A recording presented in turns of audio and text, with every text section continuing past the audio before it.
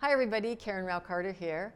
I wanted to have a little discussion about the space that's created when someone dies and leaves the home. My client, she said, you're always asking for more space because space equals opportunity, but I'm feeling guilty, I'm in grief over the loss. That's totally okay. I've had plenty of clients want me to do things at the end of life. It was such a time that big shifts in energy couldn't even be helpful. So I said, let's do nothing for now. So there is a time and a space to do nothing. But once we get into this grieving process, then now we're getting into something that is an energetic change in your life. First of all, grief comes in this package that I will call metal energy deficient, maybe, or over metalled. It's an imbalance in the metal element, and it usually affects the lungs.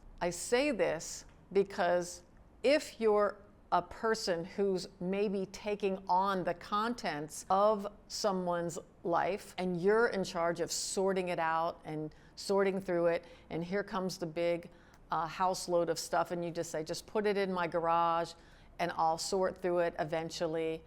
I'm here to tell you that that is a big hit on you, on your energetic field in your home, and quite often people end up with a lung, like bronchitis or asthma or something to do with their lungs, the flu or something like that. So be careful if you're taking on somebody else's stuff. But if you're in the home and all this stuff, it's now time for that to go. We have to go through the grieving process, that's fine. But there comes a time when it is about setting your future and figuring out where you're going and allowing that space to transition into space for you. Whether that is a new hobby, a new person, a roommate, we don't know, I'm not here to guess what that is. It's up for you to really figure out what's the most helpful thing in your life. But I'm here to say that when you are, I guess I'll just say stuck. When you're stuck and you don't know what to do, let's just do some basic tips for that. Number one, allow things to be still for a moment. That's quite okay. Number two, get your future dream started. Now I know some people are like, I can't even, I'm too in the grieving process. This is for when you're a little bit out of the ride of the grief. While you're grieving, I would say support the lungs, I'll just say look up traditional Chinese medicine for lungs, because that's going to get you to the right foods to even eat for the grieving process. Then we're going to go through, and as you are removing this stuff, now this for some takes years. You're on your path. Whatever your path is, that's your path. Some people, I've been with the woman sitting on the floor rocking with her husband's wallet. This is the last thing, his wallet. It was such a personal item for her. And she said, how can I get rid of this wallet? I just don't know what to do with this wallet. It's his wallet. So whatever meaning you've assigned to certain things, maybe the wallet's not the thing for you and maybe something else is. Maybe it's something that has the smell, right? The smell of your loved one. Very powerful, energetic force. We have to be gentle with these things, and we also have to make sure that you don't fall into this too down for too long energetic state. Grieving is a waving type of an energy, and we can't just have you down and down and down and down.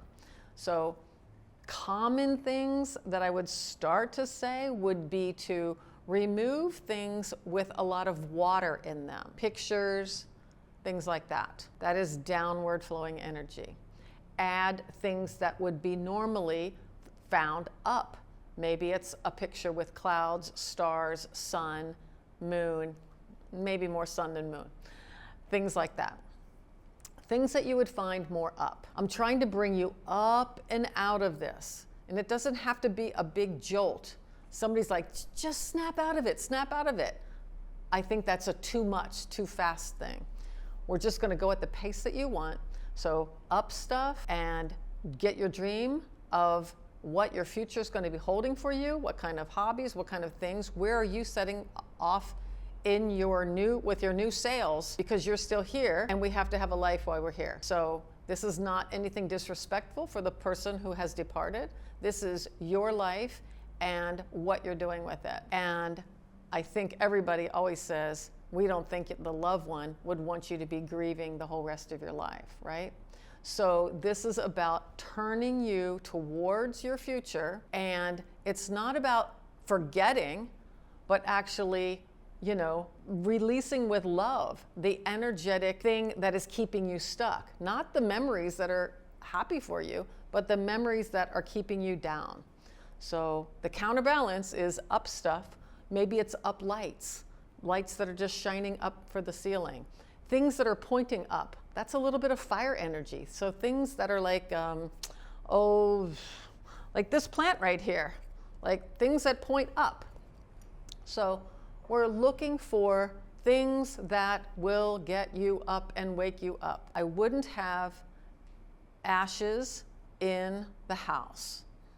That's just my best take on that. I would have a releasing ritual if I were to keeping either pet or people ashes, because to me it's too much dead stuff that is space given in your house for that, and I would prefer your house to be free to create that dream future for you. Those are just a couple of little micro tips, but I want to say that I'm honoring you for the grief that you're in. It's not that you have to go and rush and change everything for Feng Shui's sake. It's about knowing where you are in the process and where you can micro counterbalance yourself along the way.